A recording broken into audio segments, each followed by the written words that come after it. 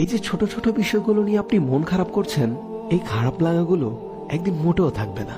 যে কথাগুলো আজ বুকে তীব্রভাবে তীরের মতো বিচ্ছে, সে কথাগুলো একদিন ঠিকই হজম করতে শিখে যাবেন। খুব সামান্য যে ব্যাপারও আপনি হাউমাউ করে কেঁদে চোখের পানি ফেলে দেন, একদিন এই ব্যাপারগুলোই আপনি হেসে উড়িয়ে দিবেন।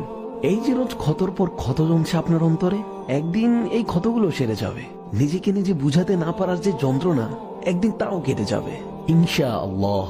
তবে আপনাকে কিছুতেই ভেঙে পড়লে চলবে না। রবের উপর বিশ্বাস রাখতে হবে, যিনি সবসময় আপনার সাথেই থাকেন, আপনাকে ভালোবাসেন। তিনিই দেখেন আপনার দুঃখগুলো এবং আপনার কষ্টগুলো তিনিই বুঝেন। যার ডিকশনারিতে অসম্ভব অর্থে কোনো শব্দই নেই, তিনিই পারেন আপনার সকল দুঃখের অবসান ঘটিয়ে আপনাকে আনন্দের জোয়ারে ভাসাতে। আপনি শুধু কিছু মুহূর্তের জন্য দাঁতে দাঁত চেপে সবকিছু সহ্য করে যান, কেবল তার কাছেই বলে যান, তার কাছেই সাহায্য চান, তার কাছেই কেঁদে যান। ওয়াল্লাহি